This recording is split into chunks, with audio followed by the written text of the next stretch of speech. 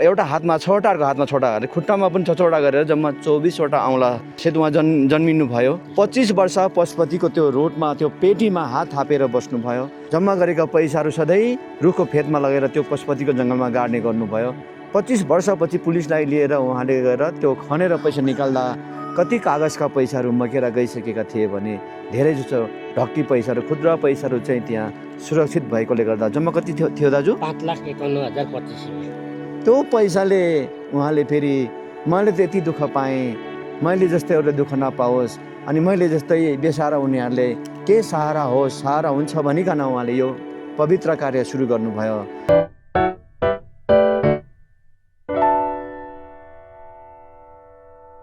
जय मसी, नमस्कार सबैजनालाई स्वागत छ सत्यबाटो अनलाइनमा। यति बेला म काठमाडौँ जिल्लाको गोकर्णेश्वर नगरपालिकाको यो संयुक्त अपाङ्ग एकता आवास केन्द्रमा आइपुगेको छु र साथमा आदरणीय ऐसा बन्ता नाना पनि हुनुहुन्छ भने हाम्रो धेरैजनाले चिनिरहेको एक महान व्यक्ति हुनुहुन्छ तिलबहादुर कार्की। उहाँको बारेमा त धेरैले नै भिडियो बनाइसकेका छन् र मैले पनि धेरै नै पटक उहाँसँग भेट्न आएको छु र उहाँको भिडियो मैले बनाएको छु। आज पनि फेरि म भेट्न आएको छु, विशेष अहिलेको अवस्थालाई मध्यनजर गरिकन। र उहाँको बारेमा थोरै भन्नुपर्दा 5 थरमा जन्मिनु भयो। उहाँको जन्म त्यहाँ भएको, तर जन्मिँदाखेरि नै उहाँको एउटा हातमा 6वटा अर्को हातमा 6वटा गरेर खुट्टामा पनि 6वटा गरेर जम्मा 24वटा औँला सहित उहाँ जन्मिनु भयो। त्यसपछि उहाँ गाउँमा धेरैले उहाँ लगायत उहाँका आमालाई चाहिँ एकदमै नराम्रो व्यवहार गर्न थालेपछि उहाँ जब बुझ्ने हुनुभयो तब उहाँले म जस्तो यस्तो बाँचिराख्नुभन्दा मेरो कारणले आमालाई अप्ठ्यारो हुन्छ भने म यहाँ गाउँदेखि टाढो जान्छु र मर्दिन्छु भनिकन उहाँ काठमाडौँ आउनुभयो। त्यसपछि पशुपतिमा आएर उहाँले 25 वर्ष नै दाजु 25 वर्ष पशुपतिको त्यो रोडमा त्यो पेटीमा हात थापेर बस्नुभयो। जुन बेला सुरुमा 2-3 दिन उहाँले हात थापेर जुन थाप्नु भएको उठाउनु भएको पैसा चाहिँ बेलुका साँझमा गुन्डाहरूले चाहिँ खोसिहाल्ने त्यहाँको बदमास फटाहरूले। त्यसपछि उहाँले रात नपरिकनै उहाँले ती जम्मा गरेका पैसाहरू सधैँ रुखको फेदमा लगेर त्यो पशुपतिको जङ्गलमा गाड्ने गर्नुभयो। 25 वर्षपछि पुलिसलाई लिएर उहाँले गएर त्यो खनेर पैसा निकाल्दा कति कागजका पैसाहरू मकेर गइसकेका थिए भने धेरै जसो ढक्की पैसाहरू खुद्रा पैसाहरू चाहिँ त्यहाँ सुरक्षित भएकोले गर्दा जम्मा कति थियो दाजु? 5,51,025। त्यो पैसाले उहाँले फेरि मैले त्यति दुःख पाएँ, मैले जस्तै एउटा दुःख नपाओस् अनि मैले जस्तै बेसहारा उनीहरूले के सहारा होस्, सहारा हुन्छ भनिकन उहाँले यो पवित्र कार्य सुरु गर्नुभयो। कति वर्ष भयो दाजु यो तपाईँको? यो अहिले 20 वर्ष भयो। 20 वर्षदेखि उहाँले धेरै बेसहारा नानीहरूलाई शरण दिँदै राख्दै आउनुभएको थियो। पहिला म आउँदा 56 जना कति थियो, अहिले कतिजना छ दाजु? अहिले चाहिँ 45-46 जना छन् अहिले। ओहो, 46 जना। यो तपाईँले राखेको नानीहरू अहिले काम गर्न पनि थालेका छन् कि कस्तो? हो, कतिजना विदेशतिर छन्, कोही अब होटलका म्यानेजर छन्। ल हेर्नुहोस् त कति 10 जना चाहिँ जारी खान थाले। अहिले तपाईँले पछाडि देखिराख्नु भएको छ यी भाइ बहिनीहरू देशको कर्णधार हुन्। उहाँको एउटा देशको लागि एउटा होइन काम लाग्ने व्यक्तिहरू हुन्, देश बनाउने यही नानीहरू हुन्, यी भाइ बहिनीहरू हुन्। त्यसैले आज यी भाइ बहिनीहरू फेरि रोडमा नपुगोस् भनिकन उहाँ आतिराख्नु भएको छ। र केही समय अगाडि मात्रै हाम्रो अहिले संस्कृति पार्टीका सपोर्टर दिया लिम्बू बहिनी चाहिँ आएर यहाँको बारीमा केही भिडियो बनाउनु भएको थियो। त्यतिखेर हाम्रो तिलबहादुर कार्की दाइले भन्नुभएको थियो यहाँ अहिले चाहिँ घरको भाडा म यो जग्गाको भाडा चाहिँ तिर्नुपर्ने कति पो बाँकी छ भन्नुभएको थियो? 2 लाख बाँकी छ अब। 6 लाख जम्मा 6 लाख हो। 6 लाखमा 3 लाख पहिले नै दिएको मैले। पछि दिया बहिनी आएर हाम्रो दिया बहिनी लिम्बू बहिनी आएर चाहिँ उहाँले नै भिडियो बनाएपछि उहाँलाई सहयोग गर्ने महानुभावहरूले 1 लाख रुपियाँ पैसा पठाइदिनु भयो। अनि 1 लाख रुपियाँ गरे अब बाँकी 2 लाख रुपियाँ छ अब। अनि त्यही भिडियो हेरेपछि अनि मैले पनि मसँग आएको पैसाहरू थियो जो भाइले नै त्यहाँ कसलाई दिँदा उचित हुन्छ, कसलाई साह्रो गाह्रो छ, कसलाई खाँचो छ भनिकन विश्वास गरेर पठाउनु भएको कारणले मैले पनि दाइको लागि केही सहयोग रकम लिएर आएको छु भने मसँग हाम्रो आदरणीय ऐसा बन्ता नाना पनि हुनुहुन्छ। उहाँलाई पनि विश्वास गरेर स्विगीले दिनुभएको रकम लिएर आउनु भएको छ। र विशेष गरी त ए हो ए पर्ने थिएन हुन्छ न ल है ए हाम्रो भाइ अब मेरो भाइको खुट्टा छिटो चाँडै ल हजुर बसी धन्यवाद तपाईँको मायाको लागि। हाम्रो नानाको लागि उहाँबाट आउनुभएको छ, उहाँलाई चाहिँ यसो हामीले मायाको चिनो ल धन्यवाद। तपाईँहरूको मायाको चिनोको लागि धेरै धेरै हामी आभारी छौँ। र विशेष हाम्रो नानाबाट नै गरौँ न उसो भए आजको सहयोगको बारेमा। सेवा नमस्ते, म ईशा बान्तावा। आज यहाँ हाम्रो तिलबहादुर दाईको घरमा पनि म पनि आइपुगेँ। मैले सुन्नु त नाम पहिला पनि सुनेको थिएँ, भाइले भनिरहनुहुन्थ्यो। हाम्रो सहयोगले तपाईँलाई हुने त केही पनि होइन, र पनि एउटा मानवतामा हुनुपर्ने एउटा माया सद्भाव एउटा कायम राखौँ भनेर हजुर सामु म पनि आउने मौका पाएँ। तपाईँले यति धेरै बच्चाहरूलाई आफ्नो अवस्था यस्तो हुँदाहुँदै पनि पालिरहनु भएको छ, पालन पोषण गरिरहनु भएको छ, पढाइरहनु भएको देख्दाखेरि चाहिँ खै हामी सपङ्गले के गर्यौँ जस्तो लाग्छ है। बेसहारा अपाङ्ग अथवा आमा बाउ बिन भनौँ न, आमा बाउले जन्म त दियो, यसो कर्म दिनु पालन पोषण गर्नु नसक्ने भनौँ न, एउटा रोडमा छोडिएकोलाई तपाईँले सम्हाल्नु भएको छ। मान्छेले भन्दा पनि एउटा ईश्वर भगवान्ले तपाईँलाई अवश्य जज गर्नेछ। र म धेरै कुरा गर्नुभन्दा पनि Indian ex army Vishnubhakt Rai हनेरी क्याप्टेन हुनुहुन्छ उहाँ दाई, र दिपकला नाना, उहाँहरूले मलाई यो सहयोग एउटा विश्वास गरेर तपाईँ सामाजिक काम गरिरहनुहुन्छ बहिनी, तपाईँले एउटा हेरेर दिनु है भन्नुभएको रकमबाट चाहिँ मैले तपाईँलाई अहिले 10,000 ल्याइदिएको छु। हाम्रो मानवताको एउटा भाइचारा भन्छ नि, एउटा एकता नै सबैभन्दा बल हो। मैले 10,000 दिएँ भने अर्कोले 10,000, त्यसो गर्दै नै एक थुकी सुकी 100 थुकी नदी भने जस्तै गरेर चाहिँ हामी एकअर्कालाई साथ सपोर्ट दिउँ, साथ सपोर्ट गरौँ भन्दै तपाईँले यो थोरै रकम स्वीकार दिनु होला हाम्रो दाई दिदीको तर्फबाट है। थ्याङ्क यू, धन्यवाद।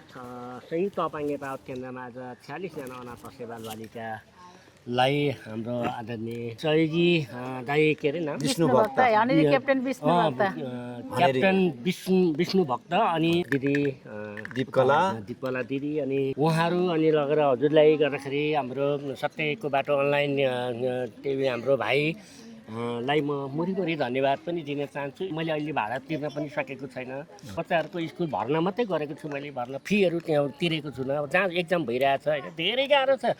एउटा काठमाडौँमा परिवार फ्यामिली एउटा छोरा दुईवटा नानी छोराछोरी पालेर एउटा कोठामा बस्नेलाई त कति गाह्रो हुन्छ भने यो 46जना अनाथ असहाय बालबालिकाहरू भनेको मेरो होइन, हाम्रो भाइले त पहिलेदेखि पनि आएर सहयोग गर्नुभएको छ। भनिन्छ जन्म दिने बाबुआमा होइन, कर्म दिने बाबुआमा ठुलो भन्छन् होइन।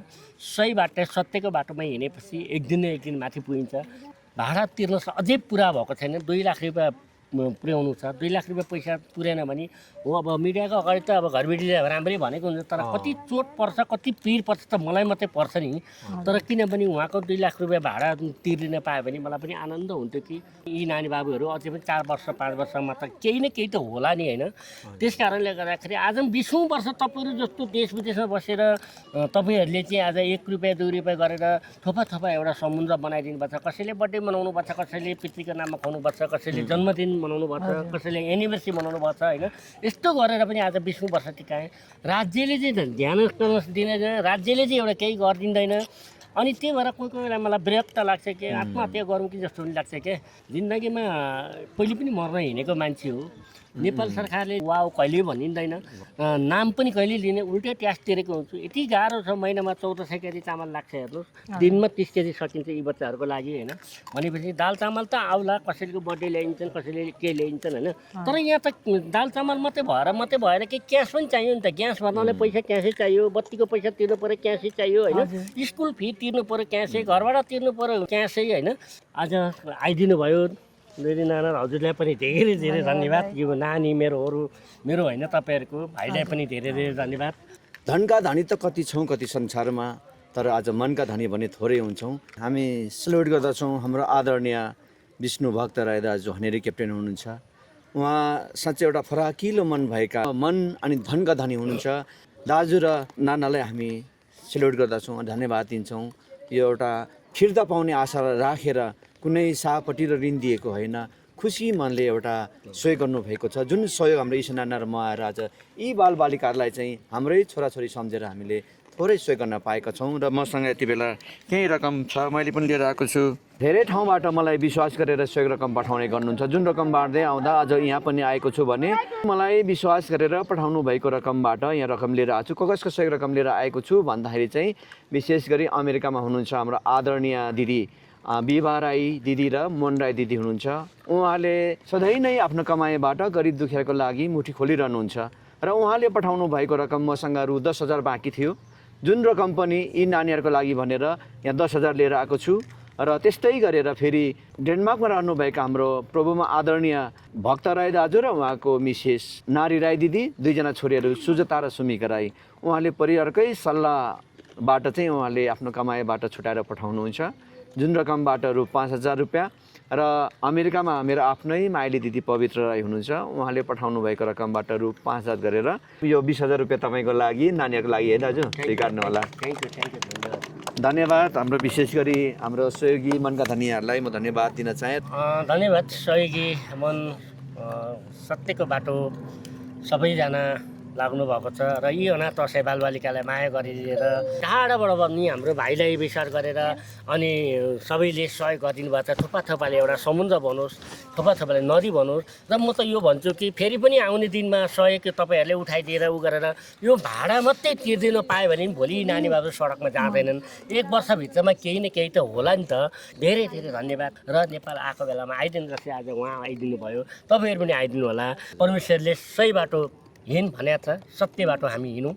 म यही भन्न चाहन्छु र धन्यवाद, मुरी धन्यवाद पनि भन्न चाहन्छु। हजुर पक्कै पनि टाढा नजिकबाट जस्तै यो भिडियो हेर्दै हुनुहुन्छ एक लाइक कमेन्ट र सेयर गरिदिनु होला र ती मनका धनीसम्म पुगोस् जसले साँच्चै आफ्नो एनिभर्सरी, आफ्नो बर्थडे, आफ्नो सालगिरह कुनै पनि बाबुआमाको तिथिहरूमा यसरी नै धेर थोर यहाँ सहयोग गर्नुभयो भने यति धेरै है हाम्रो साना भाइ बहिनीहरूले एउटा सहारा पाउनेछ, उनीहरूको जीवनमा ठुलो एउटा योगदान, ठुलो एउटा सहयोग हुनेछ भन्दै अब हाम्रो नानीहरूलाई मुख मिठा पार्नलाई मिठाई ल्याइदिएछ यहाँ। हाम्रो नानीहरू बसिएछ, ज्ञानी हुनु, धेरै पढेर ठुलो मान्छे हुनु है। दुईवटा दिन्छु है, दुईटा भन्दा धेर पाउँदैन नि। दुईवटा ल, ज्ञानी हुनु, स्याबास, मुख मिठा पार्नु, अनि ठुलो मान्छे हुनु, ज्ञानी हुनु, पढ्ने हुनु, अघिकारी बन्नु है। 7 ल ठुलो मान्छे हुनु है, पछि अरूलाई सहयोग गर्ने हुनु। ल सक्यो, सबैजना सकेको हो। ल कोही छुट्यो पायो तिमीले? उसो भए चाहिँ अब अरू नानीहरूलाई फेरि पर भात पकाउने दुईटा आन्टीलाई ए हो दुईटा आन्टीले खै मलाई दिनु। दिनु त ल तिमी खाऊ न, नयाँ आउनु। एउटा म दिएर मै दिन्छु, तिमी दिन्थ्यौ भने अहिले तिमीले खान्छौ बाटोमा। संयुक्त अपाङ्ग आवाज केन्द्रमा चाहिँ हाम्रो ईशा बान्ता नारायणमा आइपुगेका छौँ। नाना तपाईँलाई कस्तो लाग्यो? हाम्रो आदरणीय हाम्रो तिलबहादुर कार्की दाईलाई हामीले भेटेका छौँ, सहयोग गरेका छौँ, कस्तो लाग्यो तपाईँलाई? हामी कति अब जीवनमा सङ्घर्षहरू त हामी सबैले नै गर्छौँ, तर तपाईँले चाहिँ बहुत धेरै सङ्घर्ष गर्नुभयो जस्तो लाग्छ। हामी सपङ्ग भएर हामी लाज लाग्छ, हामीले यति गर्नु सकेको छैनौँ। तपाईँ यस्तो अपाङ्ग भएर पनि अब हिँडडुल त गर्नु सक्नुहुन्छ, र पनि हामी जस्तो एउटा फिजिकल उता छैन नि तपाईँको अब होइन, गएर कतै विदेश गएर कमाउँछु भन्ने ऊ पनि छैन। अब नेपालमा अवस्था यस्तै छ, महँगी होइन, यत्रो बालबालिकाले तपाईँले कसरी राख्नु भएको छ। हामी 1जना 2जना बच्चालाई पालन पोषण पढाउनु लेखाउनु त कति समस्या हुन्छ। उहाँको कामलाई हामी वर्णन गरेर सक्दैनौँ हामी। तपाईँले आफै भन्नुभयो, हामी सपङ्गलाई लाज पो लाग्छ, शरम लाग्छ अपाङ्ग व्यक्तिले यत्रो गरेको देख्दाखेरि। दाजु तपाईँले नानीहरू अनाथहरू जस्तो यहाँ शरण दिँदा धेरैजना कतिजनासम्म राख्नु भएको छ? एकदम धेरै हुँदाखेरि चाहिँ 56 जनासम्म भए। 56 जनामा तपाईँले थाहा छ, म 10 जना त जारी खाने बनाइसकेँ मैले। नागरिकता बनाइदिएर मलाई कति पुलिसले लग्यो, थुन्यो, कति के हो, तर मैले मेरो लागि अधिकारमा आएको भने कि बाबुआमा नभएको अनाथ असहाय बालबालिकाको लागि अधिकारमा आएको हो नि त मैले। उनीहरूलाई नागरिकता त दिनु पऱ्यो नि त सरकारले। नागरिकता दिएपछि भने उनीहरू भोलि देश विदेश पनि जान पाए, हरेक ठाउँमा पनि उनीहरू काम गर्न पाए नि त होइन। त्यही भएर 10 जना चाहिँ जारी खाने बनाइदिइसकेँ।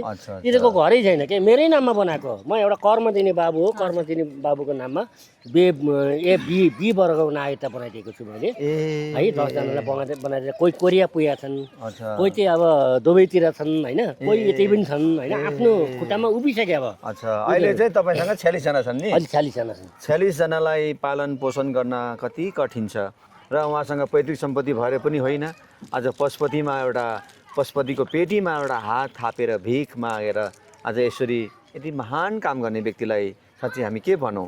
त्यसैले हामी सलाम गर्दै तपाईँले यो भिडियो हेरेर फेरि पनि यहाँ तिलबहादुर कार्की दाजुलाई र यी नानीहरूलाई तपाईँले सहयोग गर्नुभयो भने अवश्य पनि फेरि अर्को पटक पनि आउने बाचा गर्दै अहिले चाहिँ यो भिडियोबाट हामी बिदा चाहन्छौँ।